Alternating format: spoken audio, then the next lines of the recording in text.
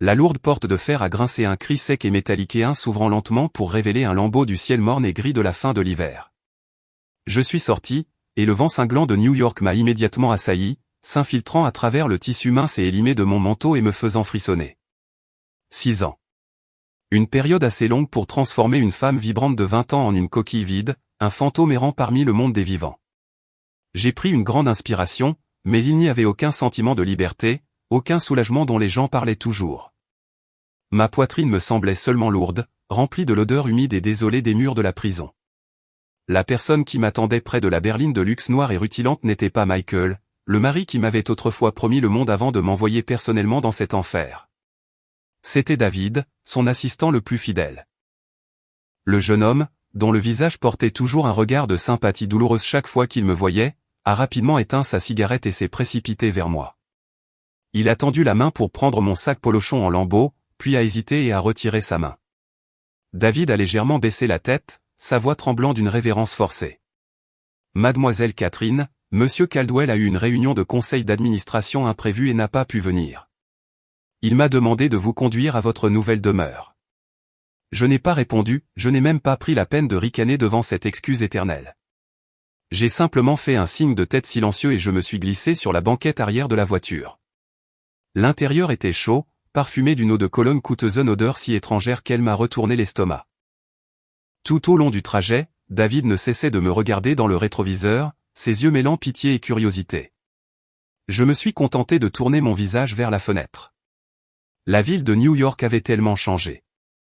Des gratte-ciel griffaient le ciel, serrés les uns contre les autres, et les rues étaient étranglées par le trafic. Tout était brillant et étranger, me faisant me sentir comme une paria oubliée par le temps. La voiture s'est arrêtée le long du trottoir devant un complexe de condominiums haut de gamme surplombant Central Park, un lieu connu comme un emplacement de choix pour l'élite de la ville. David est rapidement sorti pour ouvrir ma porte, me guidant à travers un hall magnifique vers l'ascenseur. Je gardais la tête basse, essayant de me recroqueviller dans mes vêtements trop grands et démodés pour éviter les regards scrutateurs des portiers et des résidents. Lorsque la porte du penthouse du 25e étage s'est ouverte, j'ai été accueilli par un vaste espace rempli de meubles luxueux et d'équipements de pointe, du canapé en cuir importé au téléviseur massif à écran incurvé.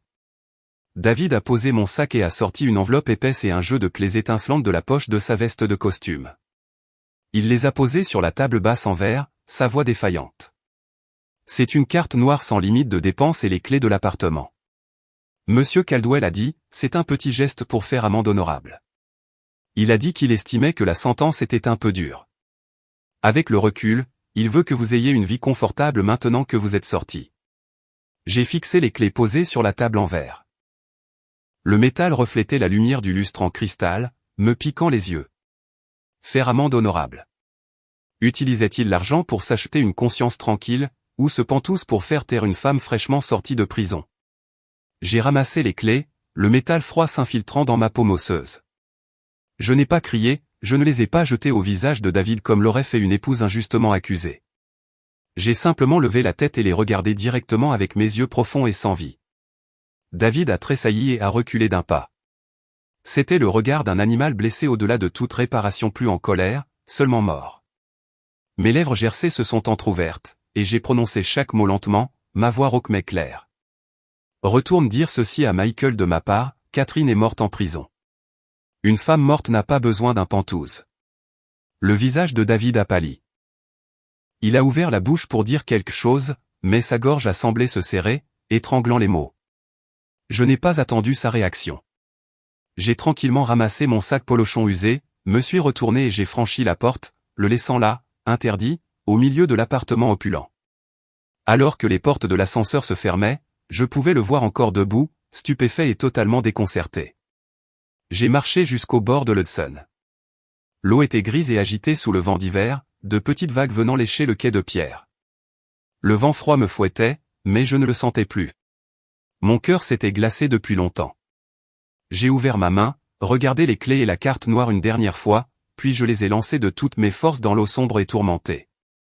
Elles ont fait un petit clapotis et ont disparu tout comme ma vie, tout comme mon espoir. Tout cela englouti par les profondeurs. Je me suis retourné et je suis parti, disparaissant dans la foule pressée, un fantôme sans nom dans cette ville étincelante. J'ai appris plus tard qu'au moment exact où je jetais ses clés dans la rivière glacée, Michael était assis dans son bureau de direction au dernier étage de son prestigieux empire immobilier, attendant un appel. Il était assis dans son puissant fauteuil en cuir, une cigarette à moitié consumée entre les doigts, les yeux fixés sur le téléphone posé sur son bureau. Dans son esprit arrogant, il croyait probablement que j'appellerais, soit pour le remercier chaleureusement de son cadeau onéreux, soit pour lui hurler des insultes afin d'évacuer 6 ans de rage accumulée. L'une ou l'autre réaction prouverait que j'avais encore des sentiments, que j'étais encore humain et, surtout, que j'étais toujours sous son contrôle. Mais son attente n'a été accueillie que par un silence glacial. Le téléphone est resté aussi inanimé qu'une brique. La porte du bureau s'est ouverte brusquement et David est entré, le visage vidé de toute couleur, des perles de sueur froide sur le front malgré la température chaude du bureau. Michael a froncé les sourcils et a écrasé sa cigarette, sa voix grave résonnant avec autorité. Où est-elle? A-t-elle pris les clés? Pourquoi ne m'a-t-elle pas appelé? David a dégluti difficilement, sa voix tremblante alors qu'il rapportait mes mots exacts, n'osant pas en omettre un seul. Elle ne les a pas acceptés. Elle m'a dit de vous dire que Catherine est morte en prison. Une femme morte n'a pas besoin d'une maison. Michael s'est figé, le stylo dans sa main s'arrêtant en plein air. Un éclair d'incrédulité, puis de fureur, a traversé son beau visage. Il a bondi de sa chaise, la cigarette tombant de sa main et brûlant un morceau de la moquette coûteuse sans qu'il s'en aperçoive. Elle a osé dire ça? Alors, où est-elle allée? A-t-il hurlé, le volume faisant sursauter David. David a regardé le sol, bredouillant. Elle a tout jeté dans l'Hudson et elle est partie. Je n'ai pas pu la suivre. Elle a disparu comme par enchantement. Michael a frappé son poing sur le bureau, le son résonnant à travers la vaste pièce. Il ne pouvait pas croire que la femme qu'il avait autrefois assez aimée pour sacrifier sa jeunesse, qui s'était agenouillée et l'avait supplié de la croire, puisse maintenant être si froide, si définitive. Son orgueil d'un homme qui a réussi était blessé. Il a immédiatement ordonné à ses hommes de me retrouver. Mais j'étais comme un grain de sable perdu dans un vaste océan, ne laissant aucune trace derrière moi. Ma disparition est devenue une épine acérée dans le flanc de Michael, plantant une graine de malaise en lui, une vague anxiété qu'il ne pouvait nommer. Il a commencé à faire enquêter ses gens sur ce qui m'était réellement arrivé pendant mes 2 dernières années de prison, la période où ses droits de visite avaient été révoqués et où il avait complètement perdu contact avec moi. Quelques jours plus tard, un dossier médical épais a été déposé sur son bureau. Les mots secs et cliniques à l'intérieur étaient comme des couteaux se tordant dans son âme. Les mains de Michael tremblaient en tournant chaque page. Il avait toujours pensé que ma tentative de suicide 2 ans auparavant était un signe de faiblesse, un stratagème désespéré pour gagner sa pitié. Mais la vérité brute exposée dans le dossier était 100 000 fois plus brutale que tout ce qu'il aurait pu imaginer. Il s'est avéré que je n'avais pas voulu mourir à cause d'un cœur brisé. J'avais été acculé et battu par un gang de détenus dans les douches. Elles ne m'avaient pas seulement brutalisé, elles avaient aussi volé le seul souvenir que j'avais de ma grand-mère, un petit médaillon antique que je chérissais plus que ma vie. Dans ce moment de désespoir absolu, acculé et dépouillé de mon dernier lambeau d'espoir, j'avais craqué.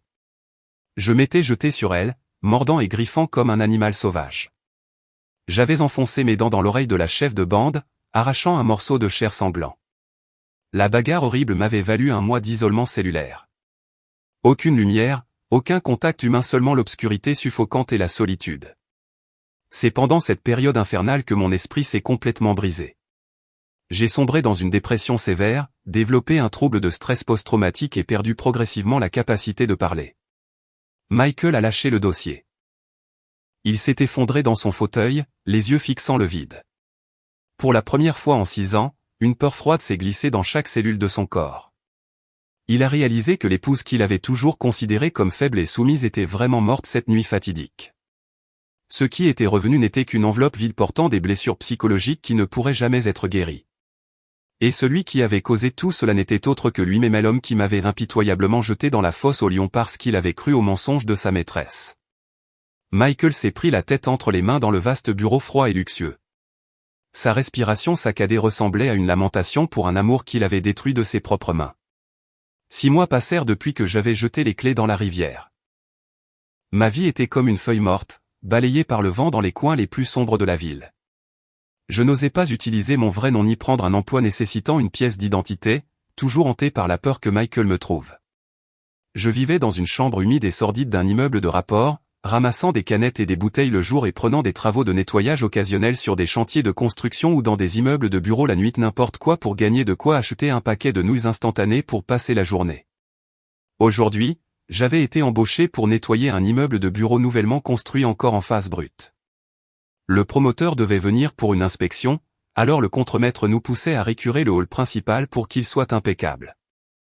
J'ai enfilé une paire de bleus de travail trop grands et tachés de peinture et un bonnet qui couvrait la moitié de mon visage émacié et mes cheveux, que j'avais coupés courts comme ceux d'un homme. Tenant un tuyau d'eau à haute pression, je gardais la tête basse, pulvérisant méticuleusement chaque grain de boue séché sur le sol en béton. Le bourdonnement fort de la pompe aidait à étouffer la faim qui me tenaillait l'estomac. Alors que je travaillais, le bruit sec et rythmé de chaussures en cuir frappant le sol s'est rapproché, accompagné des murmures d'une foule. Je me suis instinctivement décalé sur le côté, la tête toujours baissée, prévoyant d'attendre qu'il passe. Mais la paire de chaussures de ville cirée s'est arrêtée directement devant mon tuyau d'eau, me barrant le passage. J'ai jeté un coup d'œil vers le haut. Mes yeux ont rencontré un pantalon coûteux au pli parfait qui dégageait une sorte de pouvoir et de richesse que les gens comme moi ne pouvaient observer que de très loin. « Et, toi? Pousse-toi pour le patron » a crié le chef de chantier.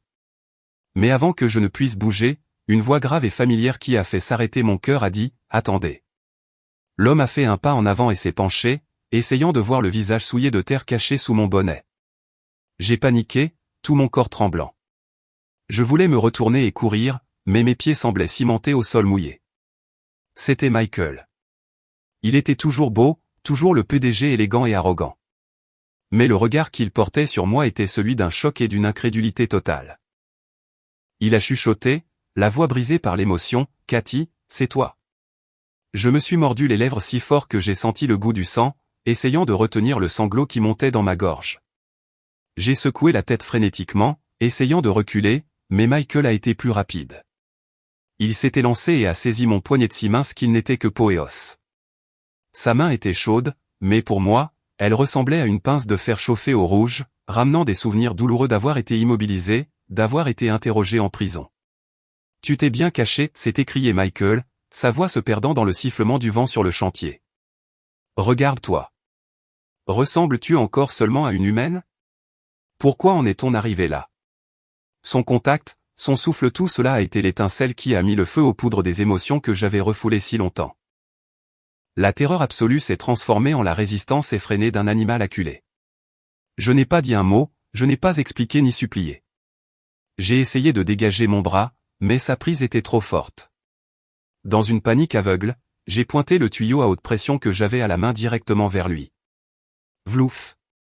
Un puissant jet d'eau glacée a percuté son costume onéreux, son beau visage, toute son allure arrogante.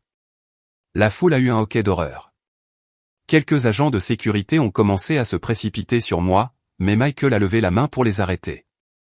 Il est resté sur ses positions, subissant toute la force du jet incessant, se faisant tremper de la tête aux pieds. Il me regardait, les yeux injectés de sang, sans jamais sourciller, comme s'il voulait utiliser cette douleur physique pour expier la culpabilité qui le déchirait. J'ai soutenu son regard, le doigt toujours crispé sur la gâchette, mais mes larmes se mélangeaient maintenant à l'eau sale sur mon visage salé et amer. Michael ne semblait pas se soucier de son état de trempage. Il a lissé ses cheveux mouillés vers l'arrière, révélant un front résolu maintenant marqué par des rides d'épuisement. Il a fait signe aux gardes stupéfaits, sa voix reprenant son commandement froid, mais son regard sur moi restait lourd d'une tristesse indescriptible. « Mettez-la dans la voiture. Ramenez-la au bureau. » Je me suis débattu, j'ai essayé d'appeler à l'aide, mais quelle était la force d'une femme frêle contre deux gardes du corps massif? Ils m'ont emmené comme un sac de détritus et m'ont poussé dans la voiture de luxe qui attendait. À l'intérieur de l'espace confiné, l'odeur du cuir mêlée à l'odeur de moisi de mes vêtements a créé un parfum bizarre qui m'a fait me recroqueviller davantage dans le coin du siège. De retour au bureau du PDG, Michael n'a pas changé ses vêtements mouillés. Il m'a lancé une serviette propre et s'est assis dans le fauteuil en face de moi, l'eau s'égouttant toujours de son costume sur le sol poli. Il ne semblait pas le remarquer. Il m'a étudié avec un regard d'impuissance, puis a poussé un dossier épais sur le bureau vers moi. J'ai jeté un coup d'œil à la couverture, proposition pour le projet de complexe écologique d'East Hampton, accompagné d'une carte d'une zone côtière familière. Mon cœur battait la chamade. C'était le cimetière communautaire de ma ville natale, l'endroit où ma grand-mère était enterrée. J'ai levé les yeux vers Michael, le regard rempli d'alarme et de peur. Michael a lentement ouvert le dossier et a pointé un point rouge sur la carte. Sa voix était basse, mais chaque mot était un clou enfoncé dans mon âme. C'est la tombe de ta grand-mère, n'est-ce pas? Cette parcelle de terrain est pile au centre du plan de développement du complexe. Selon les permis de zonage, tout le cimetière doit être déplacé. J'ai tremblé, mes mains serrant l'ourlet usé de ma chemise. Ma grand-mère était ma seule famille, ma raison de vivre, mon monde entier. J'étais en prison quand elle est morte, incapable même d'assister à ses funérailles. C'était la plus grande douleur de ma vie. Et maintenant, même son dernier lieu de repos allait être perturbé. J'ai fixé Michael, la voix rauque d'angoisse. Que veux-tu? Que attends-tu de moi? Michael s'est adossé à son fauteuil, son regard devenant vif et calculateur. Le regard compatissant d'auparavant avait disparu, remplacé par la perspicacité d'un homme d'affaires chevronné. Je sais que tu me hais. Tu ne prendras pas mon argent, mais qu'en est-il de ta grand-mère? Si tu n'acceptes pas, je suivrai la procédure standard. Nous ferons déplacer les restes vers un centre de crémation de masse anonyme. Tu ne pourras plus jamais retrouver ces cendres. J'étais figé. Une crémation de masse. Ma grand-mère, qui avait travaillé dur toute sa vie, subirait une fin aussi anonyme et solitaire. Michael connaissait mon point faible. Il savait que je pouvais endurer n'importe quelle humiliation, n'importe quel coup, mais je ne pouvais pas supporter que la paix de ma grand-mère soit troublée. Il était cruel, si cruel que cela m'a donné un frisson dans le dos. Il a poussé un autre papier vers moi. C'était un contrat de travail. Signe ceci. Travaille pour moi pendant 5 ans en tant que commis aux archives. Considère cela comme le remboursement de tes anciennes dettes et de tes frais médicaux par ton labeur. En échange, je veillerai à ce que la tombe de ta grand-mère reste intacte. Je la ferai même entretenir et paysager convenablement. Après 5 ans, le contrat prend fin. Tu pourras aller où tu voudras. Je ne t'arrêterai pas. J'ai pris le stylo, la main tremblant violemment. 5 ans. Ce n'était pas aussi long que les 6 années passées en prison, mais c'était une nouvelle forme de confinement spirituel. J'ai regardé Michael, l'homme que j'avais autrefois aimé de tout mon cœur, désormais si étranger et terrifiant. Mais l'image de la simple tombe de ma grand-mère recouverte d'herbe a envahi mon esprit, m'incitant à me soumettre. J'ai serré la mâchoire et j'ai signé mon nom. C'était comme si je venais de vendre mon âme au diable pour la seconde fois, non pas pour de l'argent, mais pour le repos paisible des morts. Michael a pris le contrat, un léger sourire illisible sur les lèvres, mais j'ai vu un éclair de douleur réprimé dans ses yeux. Bien, a-t-il dit. À partir de demain, tu emménageras dans ma villa. Ne réfléchis pas trop. C'est simplement plus pratique pour le travail. La villa de Michael était un domaine isolé sur une petite colline enveloppée d'arbres denses et centenaires, dégageant une atmosphère sombre et glaciale. David m'y a conduite au crépuscule, alors que le coucher de soleil rouge sang était englouti par la nuit.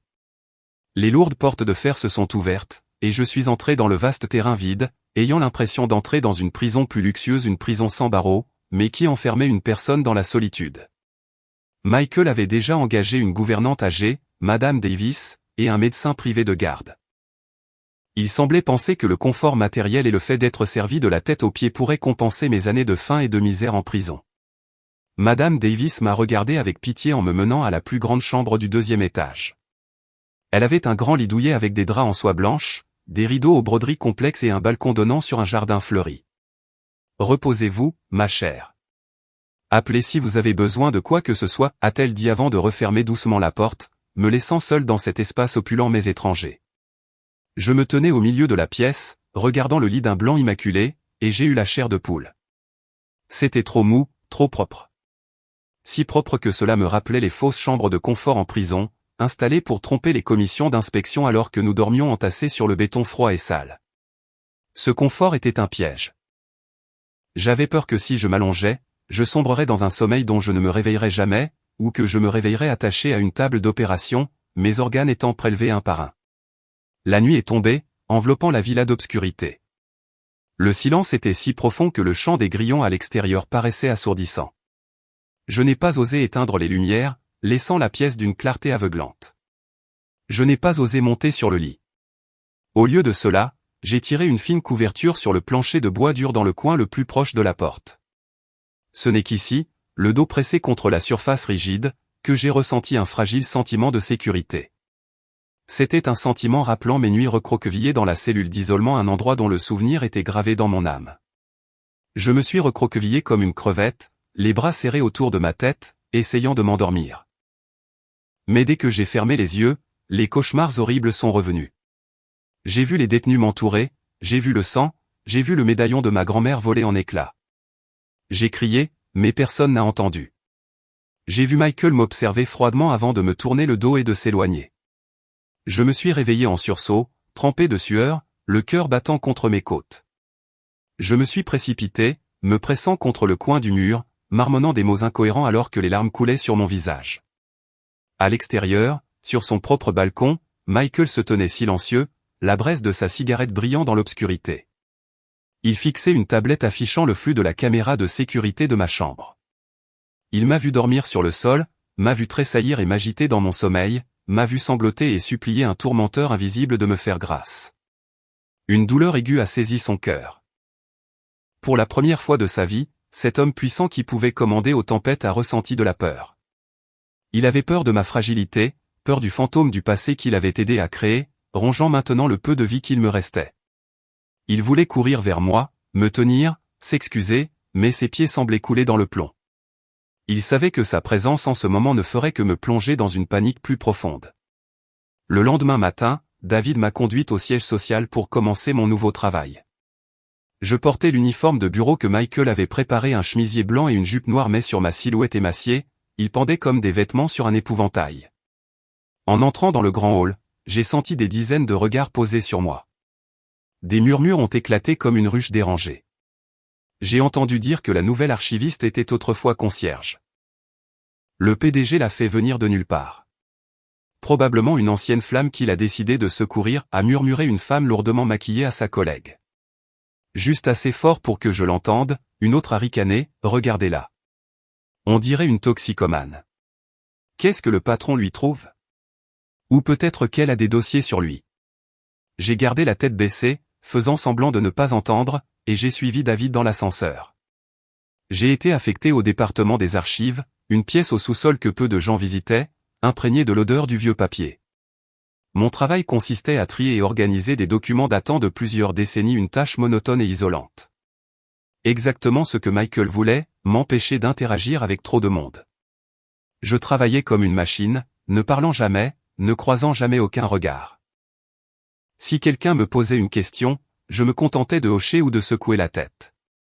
Bientôt, tout le monde dans l'entreprise a commencé à m'appeler la muette. Je m'en fichais. Mon monde était désormais fait de silence. Michael avait dit au chef de service de ne pas me donner de tâches épuisantes, mais je n'en voulais pas. Je me suis jeté dans le travail le plus lourd. Chaque fois qu'une nouvelle cargaison de boîtes de documents arrivait, au lieu d'attendre le personnel du courrier, je transportais moi-même les lourds cartons. Je serrais les dents, les veines gonflées sur mes bras minces, la sueur trempant mon chemisier. À chaque muscle sollicité, à chaque décharge de douleur dans ma colonne vertébrale, je ressentais une étrange satisfaction. La douleur physique m'aidait à oublier l'agonie émotionnelle qui me déchirait. Cela m'aidait à sentir que j'étais encore en vie, même si ce n'était que l'existence misérable d'un ver. Un jour, Michael a fait une visite surprise et m'a trouvé en train de lutter pour porter une boîte 2 fois plus grande que moi. Il s'est approché furieux, m'a arraché la boîte des mains et l'a jetée au sol. « Qu'est-ce que tu crois faire » a-t-il hurlé, le visage rouge de colère. « Est-ce que je t'ai embauché pour être une travailleuse manuelle ? Pourquoi ne m'écoutes-tu pas » Je me tenais là, haletante, la sueur collant mes cheveux à mon front. Je l'ai regardé, mon expression étrangement calme, sans peur ni ressentiment. J'ai sorti un petit carnet de ma poche, griffonné quelques mots et le lui ai tendu, « Je suis une débitrice. Une débitrice doit travailler pour rembourser sa dette. Ne me plains pas. Ta pitié me rend malade. » Michael a pris la note, la main tremblante. Il m'a fusillé du regard, ses yeux brûlants comme s'il voulait me dévorer tout entière, mais ses épaules se sont ensuite affaissées de défaite. Il avait compris. J'utilisais ma propre cruauté pour nous punir, lui et moi-même. Il s'est détourné et est parti, ses pas lourds et tourmentés, me laissant seul dans l'entrepôt froid. Je me suis penché, j'ai ramassé la boîte et j'ai continué mon travail silencieux et laborieux. Les jours dans les archives du sous-sol passaient dans un silence étouffant. Je pensais pouvoir rester un fantôme invisible, caché parmi les étagères poussiéreuses, à l'abri du monde brillant et cruel d'en haut. Mais cette paix fragile n'a pas duré. Un après-midi pluvieux, la porte des archives s'est ouverte avec fracas, et le clic sec et arrogant de talons hauts a résonné sur le sol en béton.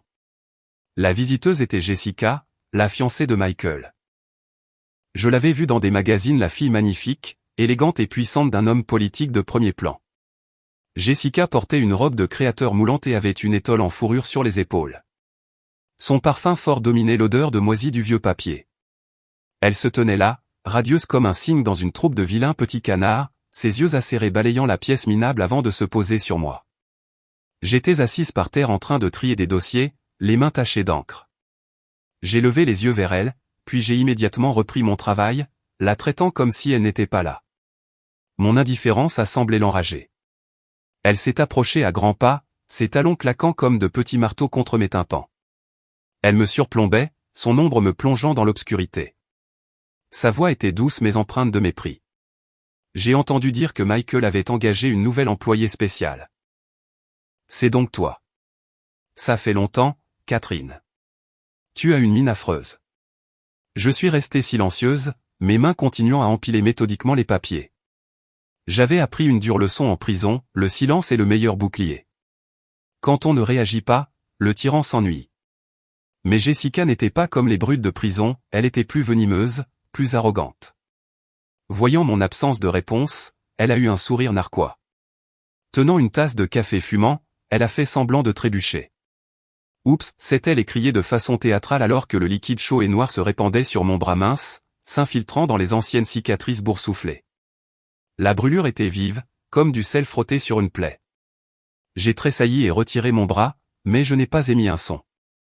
J'ai levé les yeux vers elle, le regard vide et absent. Jessica a tamponné sa main avec un mouchoir, sa voix dégoulinante de mépris. Oh, je suis tellement désolé.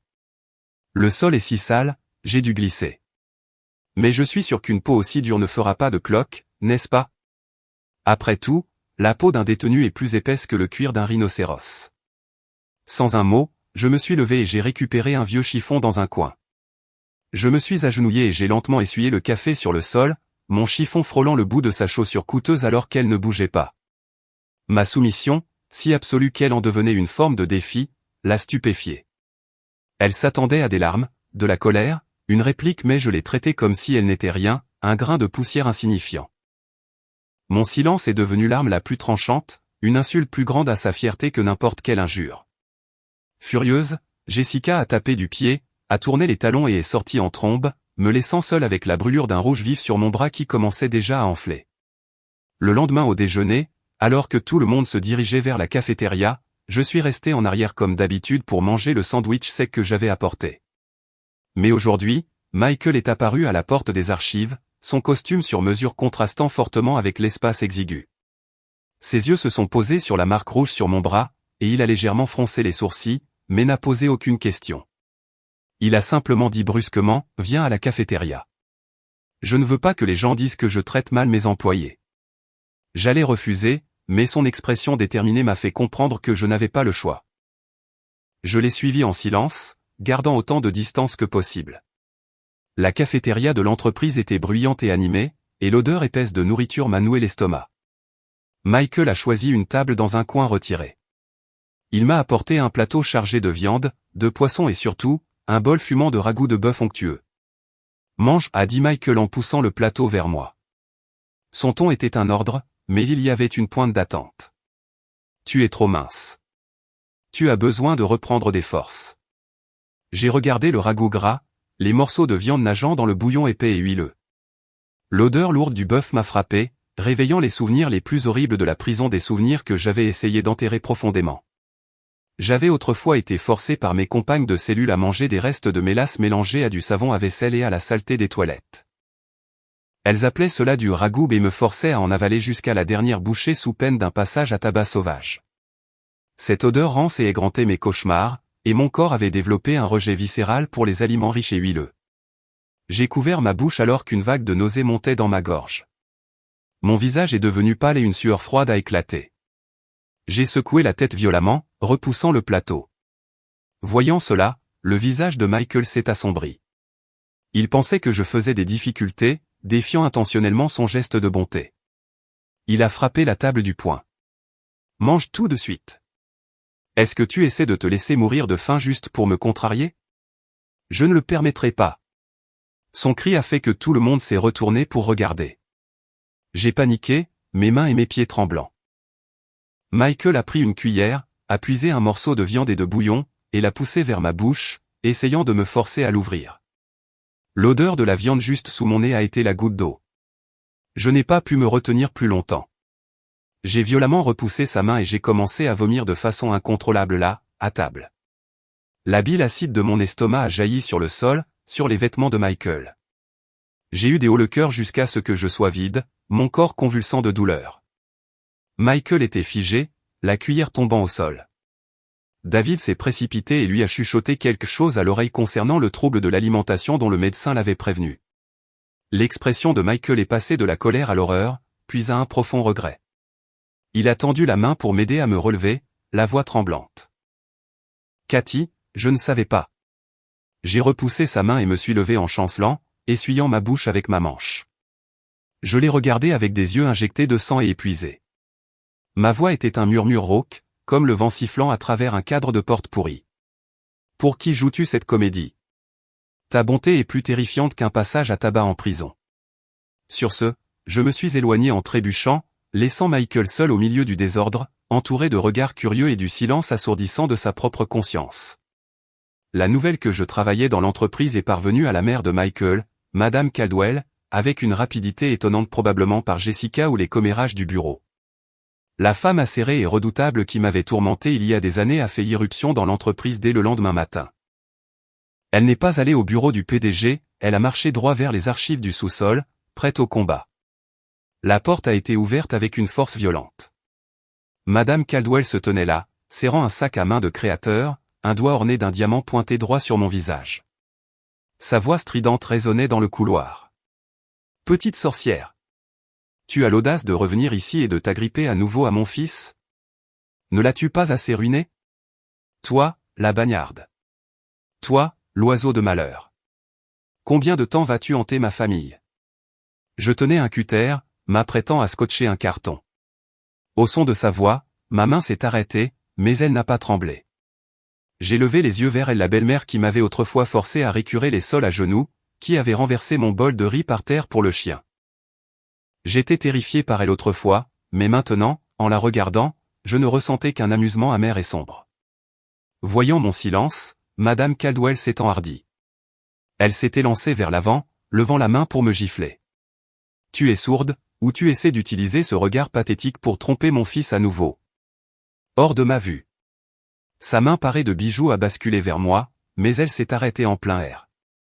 Ses yeux se sont agrandis de terreur. Son visage est devenu livide, et elle a reculé en trébuchant, bafouillant. J'avais levé le cutter, mais je ne l'avais pas pointé vers elle. J'avais pressé la lame tranchante et froide contre mon propre cou, juste au-dessus de l'artère carotide qui pulsait sous ma peau fine. Je la fixais, les yeux grands ouverts et fixes, aussi vides d'émotion que ceux d'un poisson mort. Je n'ai rien dit. J'ai juste augmenté lentement la pression, et une fine ligne de sang rouge a jailli et a coulé le long de mon cou, tachant le col de mon chemisier blanc. Mon action n'était pas une menace, il n'y avait aucune hésitation. C'était la préparation calme de quelqu'un prêt à rejeter sa vie à tout moment.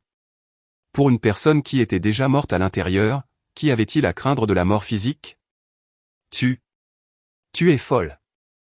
Madame Caldwell a poussé un cri, sa voix tremblant de pure terreur. Elle n'avait jamais vu personne agir ainsi, n'avait jamais été témoin d'un tel désespoir fou. Elle avait peur non pas que je lui fasse du mal, mais qu'elle soit forcée d'assister à une mort, que mon sang tache sa réputation et sa vie luxueuse. J'ai fait un pas vers elle, les lames toujours pressées contre ma gorge, le sang coulant toujours. Elle a reculé précipitamment, trébuchant sur ses propres pieds. Ne m'approche pas, espèce de psychopathe. Je m'en vais. Je pars tout de suite. Elle s'est retournée et s'est enfuie, oubliant toute sa prestance habituelle, le bruit de ses talons trébuchants résonnant dans le couloir. Je suis resté là à la regarder disparaître, puis j'ai lentement abaissé le cutter. J'ai essuyé le sang de mon cou. La douleur cuisante était un rappel que j'étais encore en vie. Mais cette vie, pourquoi était-elle si épuisante, si dénuée de sens? À la fin de l'année, l'entreprise a organisé un gala somptueux dans un hôtel 5 étoiles. Michael a insisté pour que j'y assiste, affirmant que c'était obligatoire pour tous les employés. Cet après-midi-là, une grande boîte cadeau a été livrée aux archives. À l'intérieur se trouvait une magnifique robe de soirée en soie vert émeraude avec un dos nu audacieux et des broderies de perles étincelantes. Un court mot de Michael était glissé à l'intérieur, porte ça ce soir. J'ai regardé la robe coûteuse, puis mes propres mains rugueuses et calleuses, et j'ai ressenti une amère ironie. Cette robe était destinée à une mondaine choyée à la peau impeccable, pas à une ex-détenue balafrée comme moi. Mais je savais que je ne pouvais pas refuser à Michael, j'étais juste une marionnette entre ses mains. Dans le vestiaire exigu des employés, j'ai enlevé mon uniforme terne. Je me suis tenu devant le miroir et j'ai regardé mon corps nu. J'étais d'une maigreur douloureuse, ma peau était pâle, mais le pire était mon dos. C'était une tapisserie horrifiante de cicatrices.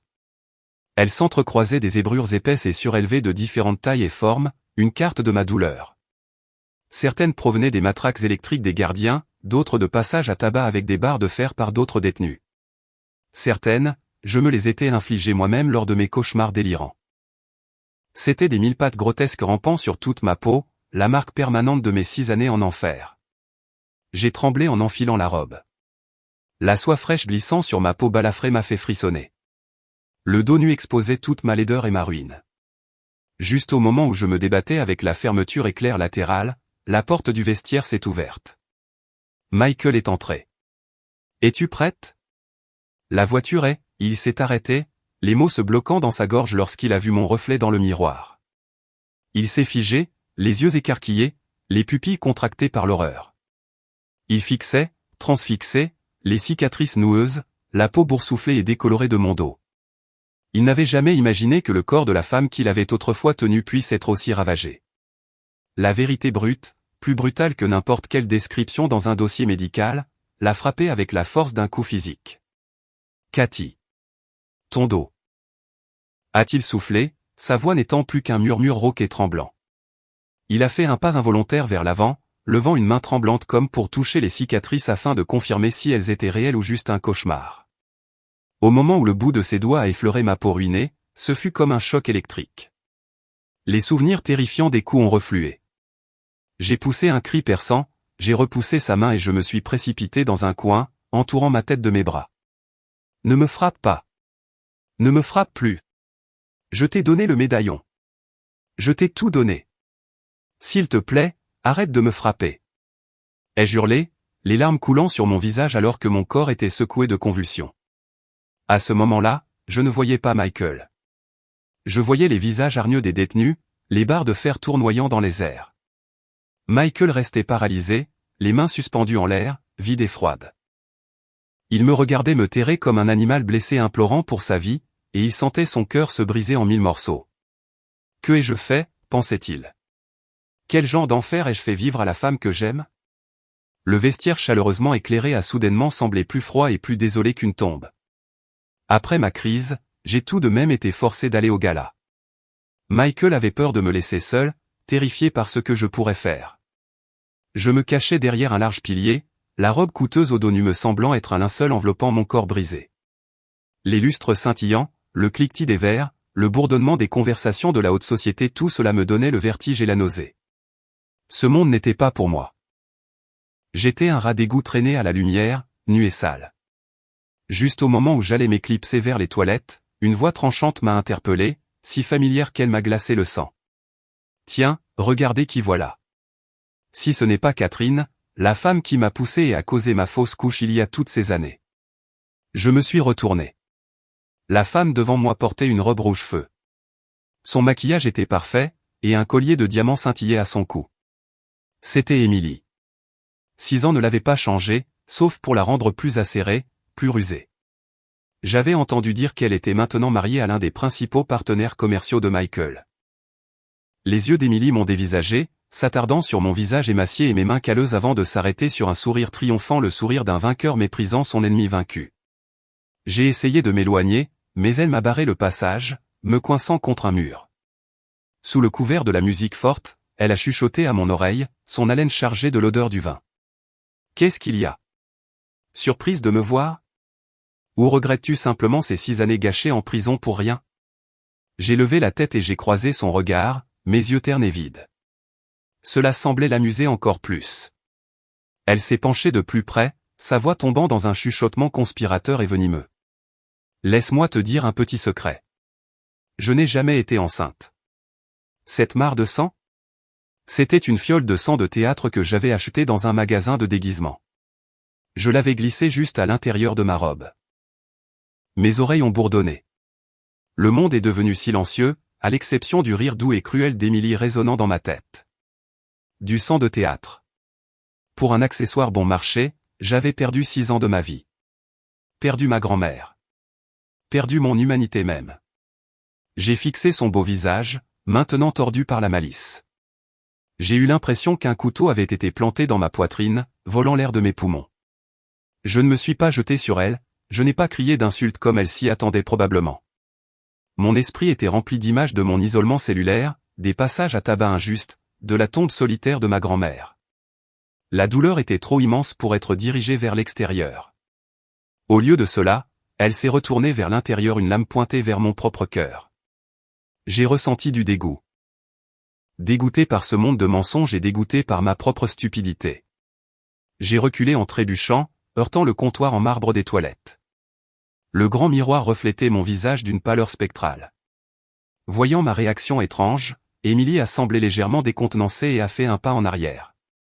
Soudain, j'ai levé les mains et j'ai griffé mon propre visage, mon propre cou, mes ongles s'enfonçant dans ma peau comme pour essayer d'arracher cette chair souillée.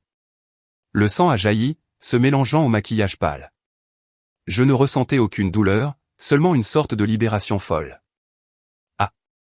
Elle est folle, a hurlé Émilie avant de s'enfuir des toilettes. Je m'en fichais.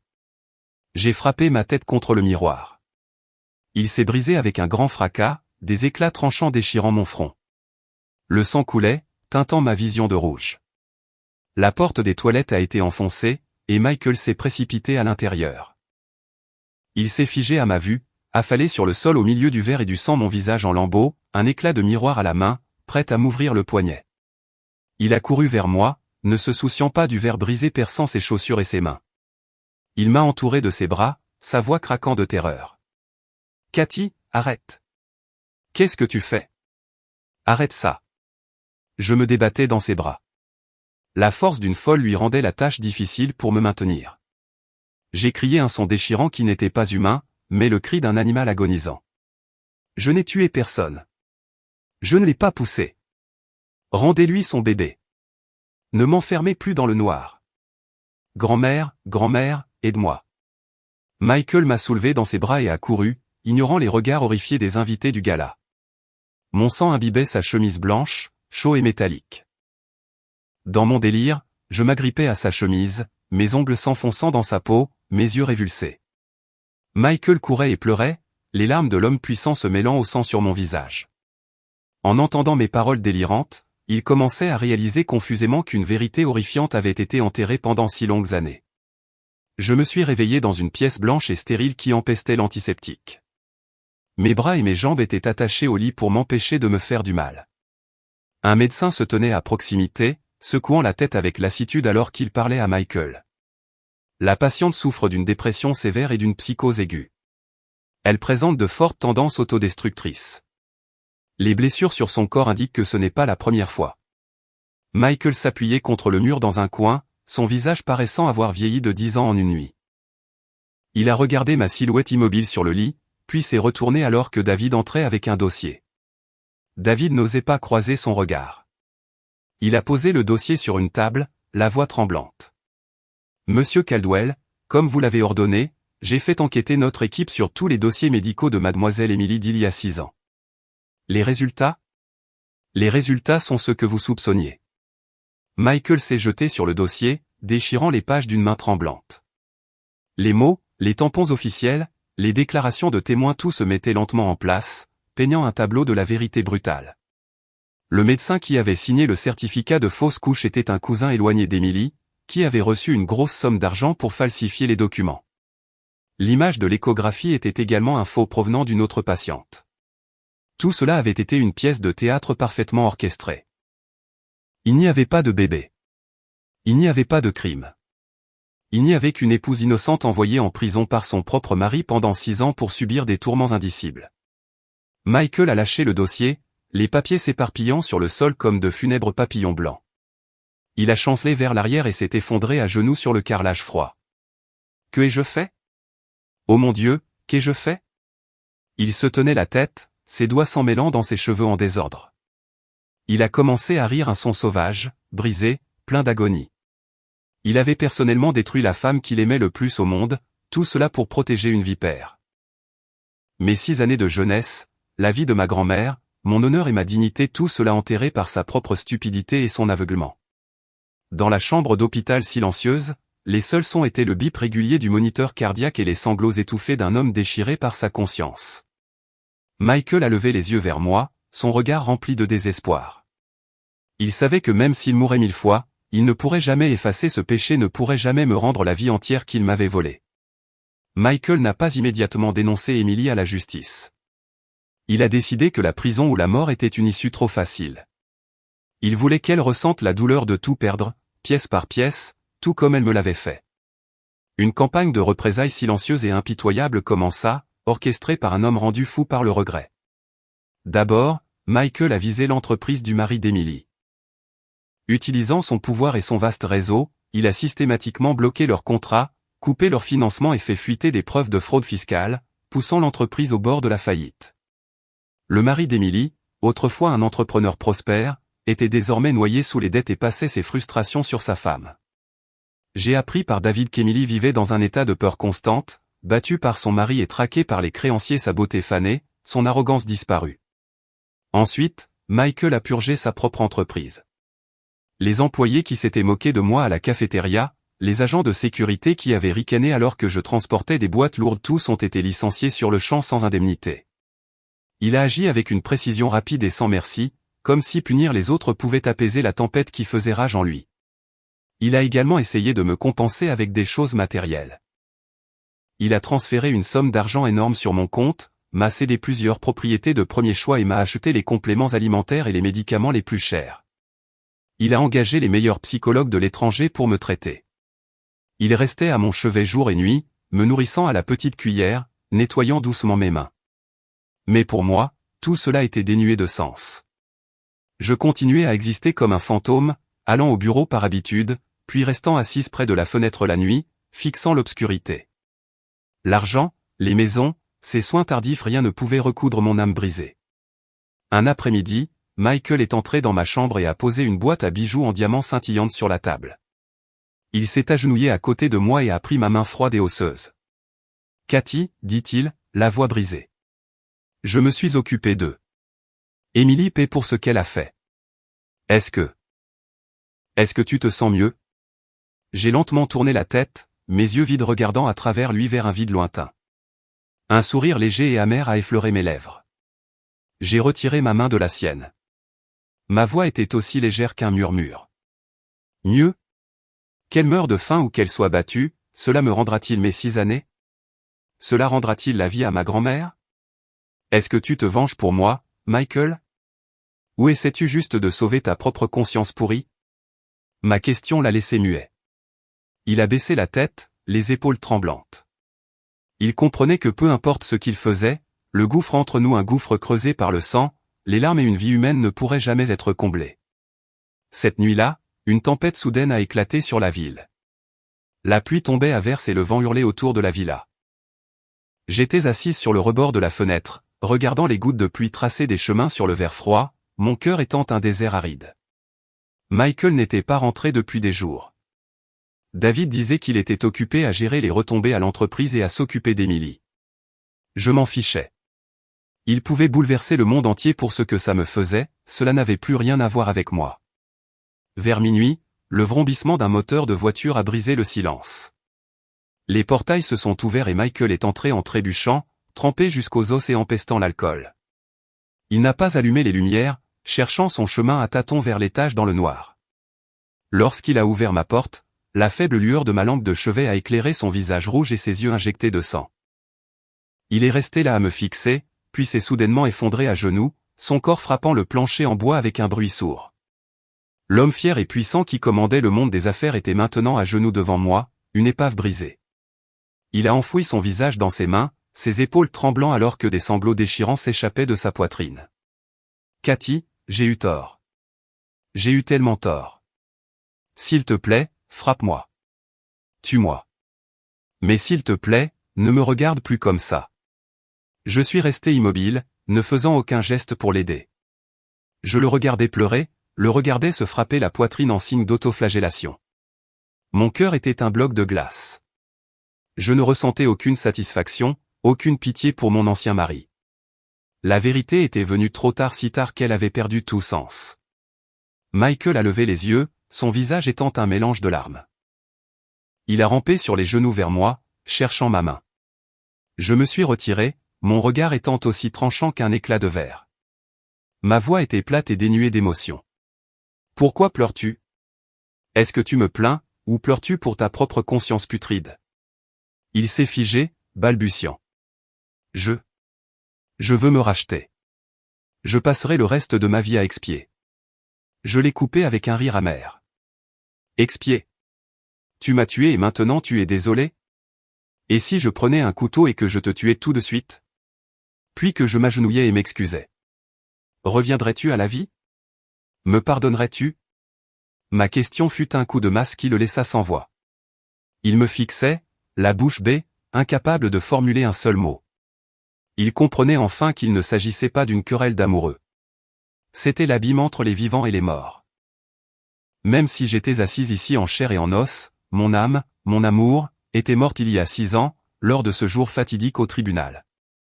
Michael s'est effondré sur le sol, ses cris résonnant dans la grande pièce, un son plus lugubre et désolé que la tempête qui faisait rage à l'extérieur.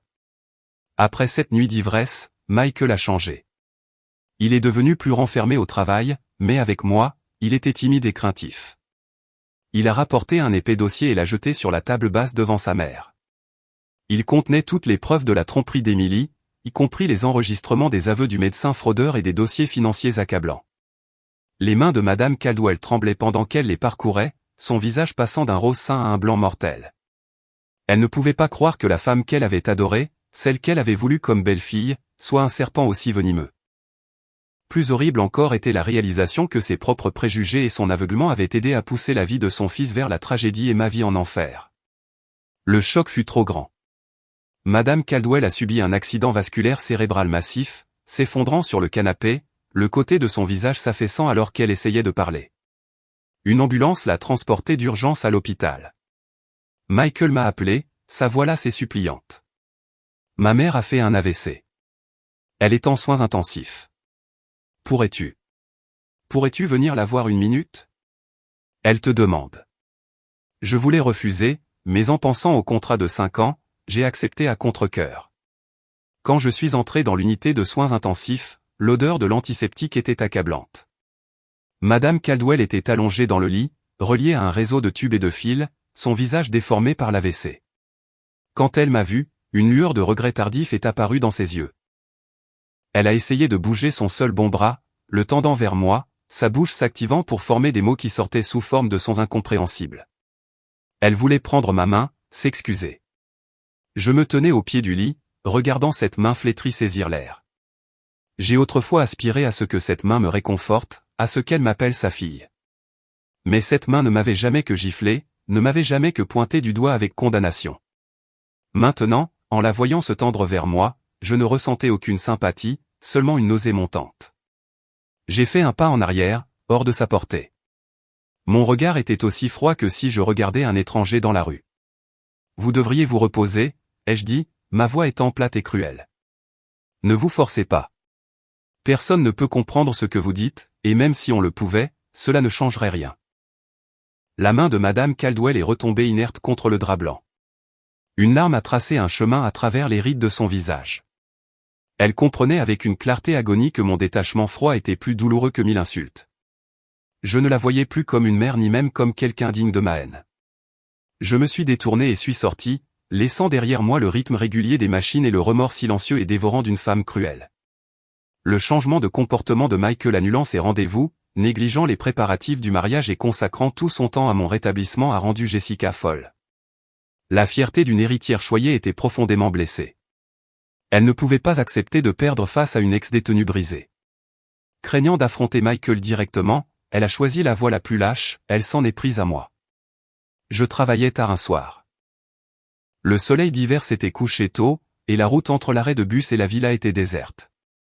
Alors que je marchais, une moto avec 3 hommes dessus a soudainement fait une embardée devant moi.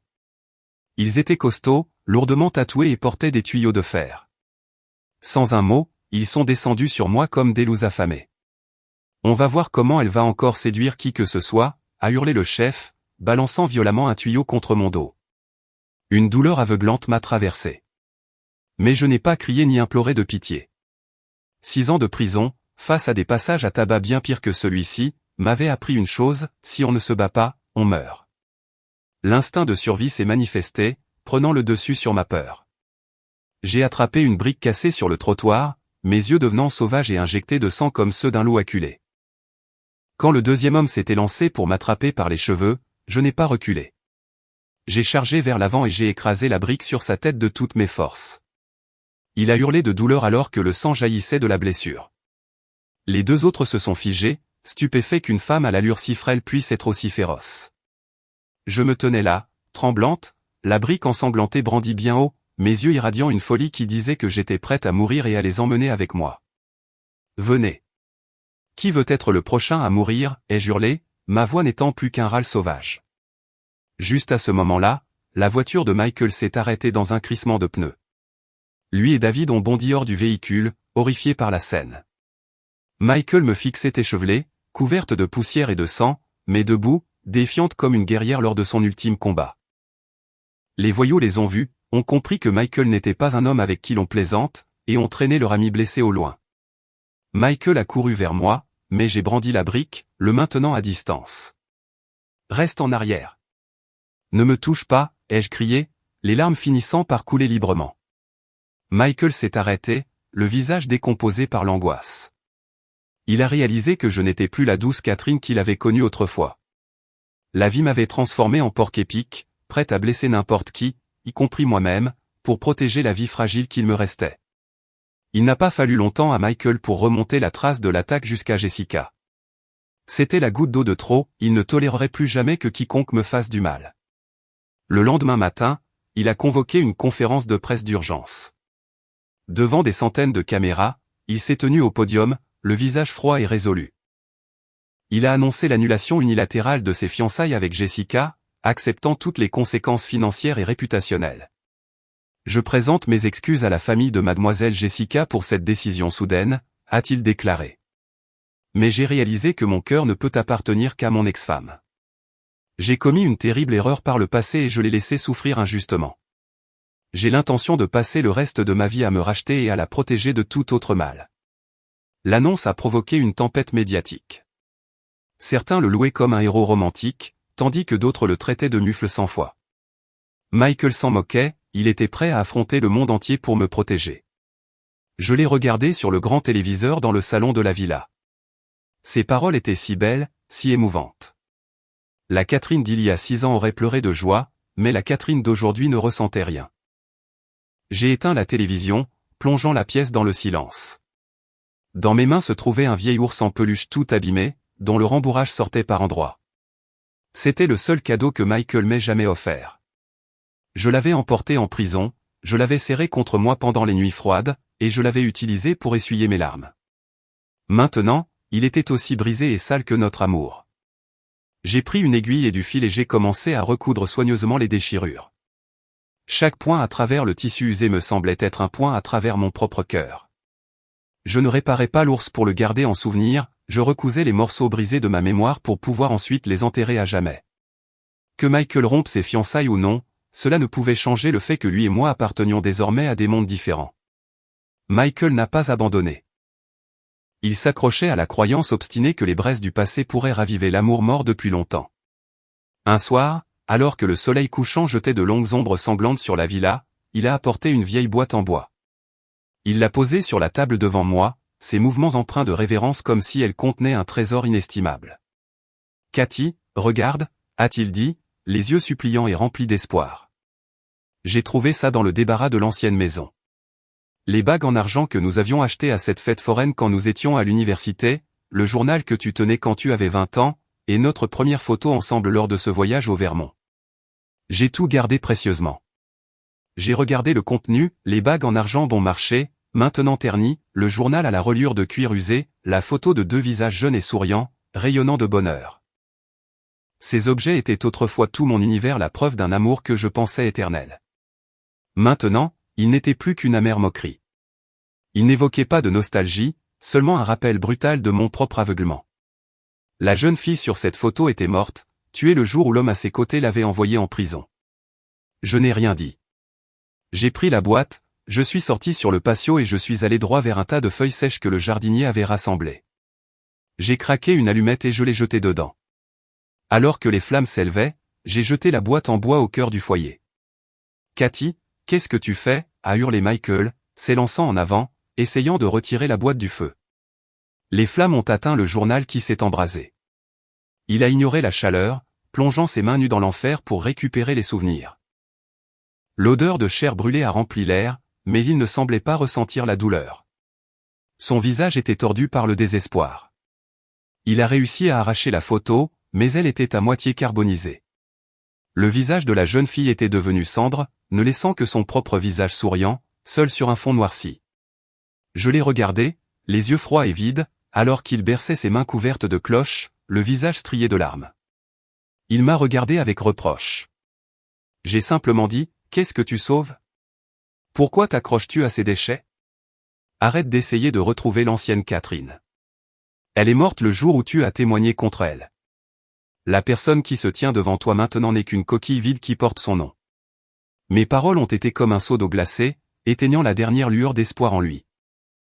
Il s'est effondré à genoux près du feu mourant, serrant la photographie brûlée contre sa poitrine, et s'est mis à sangloter comme un enfant perdu. Grâce aux preuves irréfutables que Michael avait rassemblées, le jour du règlement de compte pour Emily est enfin arrivé. Elle a été inculpée de plusieurs chefs d'accusation, fraude, faux et usage de faux, et parjure. Le jour de son arrestation, Michael m'a conduite devant son immeuble de luxe. Il a ralenti la voiture et a baissé la vitre pour que je puisse voir. Emily était escortée par 2 agents de police. Ses mains délicates, autrefois habituées à tenir des flûtes de champagne, étaient maintenant liées par des menottes d'acier froid. Ses cheveux étaient en désordre, son visage pâle et hagard sans maquillage, et elle ne portait qu'un peignoir froissé. Elle hurlait et jurait une tentative pathétique de s'accrocher à son dernier lambeau de dignité. Une foule de badauds pointaient du doigt et filmaient avec leur téléphone, leur regard méprisant reflétant ce que j'avais enduré 6 ans auparavant. Michael m'a jeté un coup d'œil, cherchant un signe de triomphe ou de joie. « Comment te sens-tu » a-t-il demandé doucement. « Elle paie le prix. Ressens-tu un soulagement ?» J'ai regardé Emily être poussée dans le fourgon de police, la porte métallique claquant, l'emprisonnant dans le même monde sombre dont je venais de m'échapper. Je pensais que je serais heureuse, que je rirais au nez de mon ennemi. Mais étrangement, tout ce que je ressentais était un vaste vide glacial. Cette vengeance ne m'apportait aucune victoire, c'était juste la fin tardive d'une longue et interminable tragédie. J'ai appuyé ma tête contre la vitre, regardant la pluie légère tomber. Heureuse ? Qu'elle soit en prison ou morte, mes 6 années ne reviendront pas. Les cicatrices sur mon dos ne disparaîtront pas. Ma grand-mère ne ressuscitera pas pour prendre un dernier repas avec moi. Penses-tu que son emprisonnement soit un cadeau pour moi ? Non, c'est juste la punition qu'elle mérite. Cela n'a rien à voir avec ma douleur. Michael est resté silencieux, ses mains agrippant le volant si fort que ses articulations en étaient devenues blanches. Il comprenait que si la justice pouvait être rendue, les blessures de l'âme ne pourraient jamais être guéries par aucun tribunal. Cette nuit-là, l'orage est revenu avec violence. Le tonnerre a secoué la villa jusque dans ses fondations et les éclairs ont déchiré le ciel. Les bruits violents ont réveillé le monstre de la peur au plus profond de mon subconscient. Chaque éclair était le faisceau aveuglant de la lampe de poche d'un gardien dans mes yeux. Chaque coup de tonnerre était le claquement d'une porte de cellule d'isolement. Non. Ne m'enfermez pas. Je n'ai rien fait de mal. Laissez-moi sortir, ai-je hurlé, me précipitant dans la pièce dans une panique aveugle, percutant les meubles. Michael a fait irruption et m'a trouvé en pleine crise psychotique. Il s'est précipité pour me tenir. Cathy, calme-toi. C'est moi, Michael. Tu es à la maison. Mais je ne le reconnaissais pas. Dans mon délire, il était un gardien de prison cruel. Je me battais sauvagement contre lui, le griffant et l'écorchant alors qu'il essayait de me serrer plus fort pour m'apaiser. J'ai mordu violemment son épaule. Mes dents se sont enfoncées profondément dans sa chair, et le goût métallique du sang m'a plongé dans une frénésie encore plus grande. Michael a crié de douleur mais ne m'a pas lâché. Il a serré les dents, me caressant les cheveux et murmurant des excuses. Je l'ai mordu jusqu'à épuisement et je me suis effondré dans ses bras, mes larmes trempant sa chemise alors que je réclamais ma mère, ma grand-mère. Mais pas une seule fois je n'ai appelé son nom. Michael me tenait, son cœur étant réduit en lambeaux. Il a réalisé que dans mon monde, il n'était ni mon mari ni mon sauveur, il était mon cauchemar. Il m'a tenu toute la nuit, le sang de sa blessure séchant sur ses vêtements une statue vivante d'un regret éternel. Le lendemain matin, l'orage était passé. Je me suis réveillé dans mon propre lit. Michael dormait dans un fauteuil à côté de moi, sa chemise tachée de sang séché. Le souvenir de la nuit m'est revenu en mémoire. J'ai regardé la blessure sur son épaule sans une once de pitié, seulement avec une lassitude profonde. Je savais que si je restais ici, nous péririons tous les deux lentement dans cet enfer privé. Quand il s'est réveillé, je l'ai regardé droit dans les yeux. Michael, ai-je dit, ma voix calme mais ferme. Laisse-moi partir. Il a commencé à protester, mais le regard dans mes yeux l'a fait taire. Pourquoi me gardes-tu ici? Pour me regarder devenir folle chaque nuit? Pour te torturer toi-même? Tu veux te racheter? Le seul moyen est de me laisser disparaître de ta vie. Ne me cherche pas, faisons comme si l'ancienne Catherine était vraiment morte. Laisse-moi simplement partir trouver un endroit calme pour enterrer ce qu'il reste de moi. Il a baissé la tête, ses épaules tremblantes. Il savait que j'avais raison. Me garder ici était égoïste, une tentative d'apaiser sa propre conscience, pas pour mon bonheur. Après un long moment, il a levé les yeux, le regard rougi. D'accord, a-t-il murmuré, la voix brisée. Je vais te laisser partir. Il est allé à son coffre-fort et est revenu avec une carte bancaire et un livret d'épargne. Mais tu dois me promettre de prendre ceci. Ce n'est pas de la charité. C'est l'argent de la vente du terrain de ta grand-mère. Prends-le pour que je sache que tu ne mourras pas de faim quelque part. Si tu ne le prends pas, je ne te laisserai pas partir. Je voulais refuser, mais ses yeux désespérés et suppliants m'ont fait céder. J'aurais besoin d'argent pour partir loin. C'est bon, ai-je dit froidement. Je le prends. Merci. C'était le prix qu'il devait pour mes 6 années d'enfer. Pour la première fois depuis des années, je suis allé dans la cuisine et j'ai noué un tablier. J'ai cuisiné un repas simple, le genre de nourriture que nous mangions quand nous étions pauvres et heureux, des œufs au plat, des légumes sautés et du riz. Les sons et les odeurs familiers ont rempli la maison froide. Quand Michael est rentré, il s'est figé, fixant le repas chaud sur la table comme s'il s'agissait d'un mirage. Assieds-toi et mange, ai-je dit doucement. Il s'est assis, les mains tremblantes en prenant sa fourchette. Il a pris une bouchée d'œuf, et des larmes ont coulé sur son visage, tombant dans son riz. Il a mangé avec voracité, sanglotant comme si c'était le repas le plus délicieux de sa vie. C'est comme avant, a-t-il articulé avec difficulté. Tu m'as pardonné, n'est-ce pas? Je n'ai pas répondu. J'ai simplement déposé un autre morceau de viande dans son assiette. J'avais dissous un léger somnifère dans sa soupe assez pour lui offrir un long sommeil sans rêve. Mange, Michael, ai-je pensé. Tu auras besoin de tes forces pour affronter la solitude qui vient. Après avoir fini, il s'est assoupi sur la table, profondément endormi avec un sourire de contentement sur le visage. Je l'ai aidé à se coucher et je l'ai bordé. Je suis resté là un long moment, regardant son visage qui avait tellement vieilli. Puis je suis allé dans ma chambre et j'ai préparé mon unique sac en toile. J'ai laissé derrière moi tous les vêtements et bijoux coûteux, ne prenant que quelques vieilles tenues, l'ours en peluche recousu et la carte bancaire. Sur la commode, j'ai laissé les clés et une note, merci pour le repas. Pour toujours maintenant, adieu. Je me suis glissé hors de la maison et dans la nuit silencieuse, laissant tout mon passé douloureux derrière moi. Quand Michael s'est réveillé le lendemain matin, le soleil entrait à flot. Le souvenir de notre dîner a fait naître un sourire sur son visage. Il a sauté du lit et a couru vers ma chambre. « Cathy, c'est l'heure du petit déjeuner. » Mais la pièce était vide, le lit soigneusement fait et froid. Sur la commode, il a vu les clés et la note. 3 mots le fixaient, un jugement final brutal, adieu. Non. Cathy, a-t-il hurlé, froissant la note dans son poing. Il a fouillé la maison et le terrain, mais j'étais parti. Cette fois, j'ai été plus maligne. Je n'ai pris ni bu ni train qui pourrait être tracé. J'ai marché jusqu'à une autoroute et j'ai fait du stop avec un routier qui descendait vers le sud. J'ai jeté mon téléphone, rompant mon dernier lien avec mon ancienne vie. Michael a cherché frénétiquement engageant les meilleurs détectives privés, offrant toute sa fortune en récompense. Mais j'avais disparu, utilisant toutes les compétences de survie d'une personne qui avait été autrefois poussée dans ses derniers retranchements. La villa est devenue un tombeau.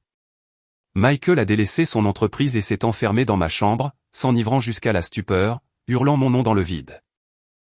Il a fini par comprendre le prix de sa cruauté, une solitude éternelle.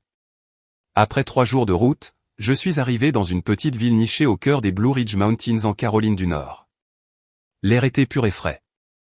J'ai loué une minuscule cabane en bois au milieu d'une vaste exploitation de café et j'ai commencé une nouvelle vie sous le nom de Grace. Je travaillais comme ouvrière agricole, un travail épuisant de l'aube au crépuscule. Mes mains sont devenues plus rudes, mais j'ai trouvé la paix dans le labeur physique. Ici, personne ne connaissait mon passé. Les habitants, simples et gentils, ne me jugeaient que sur la quantité de café que je pouvais ramasser. Un jour, j'ai trouvé un chiot abandonné sur le bord de la route. Je l'ai ramené à la maison et je l'ai nommé Freedom. Pour la première fois depuis des années, j'ai dormi toute la nuit sans cauchemar. La douleur était toujours là, une cicatrice qui lançait quand le temps changeait mais elle ne saignait plus. J'apprenais à vivre avec. 2 ans ont passé. Michael s'était repris en main et s'était jeté à corps perdu dans son travail, rendant son entreprise plus prospère que jamais. Mais c'était un homme changé, froid, sombre, avec une tristesse permanente dans les yeux. Il ne fréquentait plus personne, vivant seul dans la vaste villa vide. Il utilisait la majeure partie de sa fortune personnelle pour créer une fondation d'aide juridique pour les femmes injustement condamnées. C'était sa pénitence silencieuse. Sa mère, Madame Caldwell, a survécu à son accident vasculaire cérébral mais est restée paralysée et incapable de parler. Michael s'occupait méticuleusement de ses besoins physiques mais l'enveloppait dans un silence glacial. Pendant 2 ans, il ne lui a jamais adressé la parole au-delà de brèves questions sur sa santé. Son silence était sa condamnation à perpétuité, un tourment quotidien de regret pour la famille qu'elle avait brisée. Ma vie paisible continuait, tranquille comme les nuages au-dessus des montagnes. Je pensais m'être vraiment échappé jusqu'à ce jour fatidique. David était en voyage d'affaires pour prospecter des fournisseurs potentiels de café. Il errait dans le marché fermier local quand il est passé près de moi. Je portais de vieux vêtements de travail, un bandana couvrant une grande partie de mon visage tanné par le soleil, et je vendais des champignons sauvages. Il m'a jeté un coup d'œil, puis s'est arrêté. Quelque chose dans ma posture, ou peut-être les mains décharnées et cicatrisées arrangeant les champignons, a attiré son attention. Il s'est reculé dans un coin, a sorti son téléphone, a zoomé et a pris une photo. Il l'a envoyée immédiatement. À des centaines de kilomètres de là, Michael était dans son bureau quand son téléphone a vibré. Il a ouvert le message et son monde s'est arrêté. Il a fixé l'image, sa main tremblant si violemment qu'il a failli faire tomber le téléphone. C'était moi plus âgé, marqué par le temps, mais indubitablement moi. Des larmes ont coulé sur son visage. Il a tout annulé, s'est précipité hors de son bureau et a conduit toute la nuit comme un possédé. Il est arrivé dans ma ville au crépuscule et a laissé sa voiture au bas de la colline, remontant le sentier boueux vers ma cabane. Il s'est caché derrière un grand chêne et a regardé. J'étais sur mon porche, en train de rapiécer une chemise. Freedom dormait à mes pieds. Une petite voisine, pas plus de 3 ans, est accourue en m'appelant maman Grace et a sauté sur mes genoux. J'ai posé ma couture et je l'ai chatouillée. Elle a ri, et alors j'ai souri, un sourire sincère et radieux qui a illuminé tout mon visage. C'était le sourire que Michael n'avait pas vu depuis 8 ans. Le sourire qu'il pensait avoir détruit pour toujours. Il se tenait figé dans l'obscurité, le cœur douloureux. Il voyait la paix que j'avais trouvée, une paix simple et profonde que tout son argent et son pouvoir ne pourraient jamais acheter. Il a réalisé que j'étais revenu à la vie non pas grâce à sa réparation, mais en m'éloignant de lui. Il voulait courir vers moi, me serrer dans ses bras, me dire qu'il m'avait manqué jusqu'à la folie, mais ses pieds étaient enracinés au sol. Il avait peur. Il avait peur que sa présence éteigne ce sourire, le remplaçant par la vieille terreur familière. Il était la tempête, et je ne pouvais trouver la paix qu'en son absence. Il est resté là toute la nuit, la rosée froide trempant ses vêtements. Juste avant l'aube, il a su qu'il devait partir. Il a pris une orchidée sauvage en pot qu'il avait achetée au marché et l'a discrètement déposée sur le pas de ma porte. Il a regardé la porte close une dernière fois. « Porte-toi bien, Cathy », a-t-il murmuré au vent, la voix brisée. Il s'est détourné et s'est éloigné, n'osant pas regarder en arrière, de peur que son courage ne lui fasse défaut. Quand j'ai ouvert ma porte ce matin-là, la première chose que j'ai vue fut l'orchidée, ses fleurs violettes vibrantes tremblant dans la brise matinale. J'ai regardé autour de moi. La route était vide, mais j'ai fini par les voir, des empreintes profondes dans la terre humide, les empreintes de chaussures de ville coûteuses d'un homme. Mon cœur a manqué un battement. Je savais qui était venu ici. Lui seul savait que j'aimais cette fleur. Lui seul resterait dehors toute la nuit, trop effrayé pour frapper. Michael, il m'avait trouvé. Une vieille peur m'a saisi. Mon premier instinct fut de fuir à nouveau. Mais je me suis arrêté. J'ai regardé l'orchidée, puis les empreintes qui s'éloignaient en bas de la colline. Il était venu, il m'avait vu, et il avait choisi de partir pour m'accorder la paix que je désirais si désespérément. Cela signifiait qu'il avait enfin compris. Il avait enfin lâché prise. Un poids immense s'est levé de mon âme. Je ne l'ai pas poursuivi. Je ne ressentais aucune colère. Je me suis penché et j'ai ramassé l'orchidée. Je l'ai apportée à l'intérieur et je l'ai placée sur le rebord de la fenêtre, à la lumière du soleil. Le passé appartenait enfin au passé. Je n'ai pas pardonné à Michael, certaines blessures ne peuvent jamais être effacées. Mais je ne portais plus le fardeau de la haine. Je me suis fait une tasse de thé et je me suis assise près de la fenêtre, regardant les nuages dériver sur les sommets des montagnes. La vie, comme le thé, est souvent amère au début, mais peut laisser un arrière-goût sucré. J'ai souri un sourire calme et paisible. Quelque part au loin, Michael retournait vers son monde, et je restais dans le mien. Libre et en paix, enfin.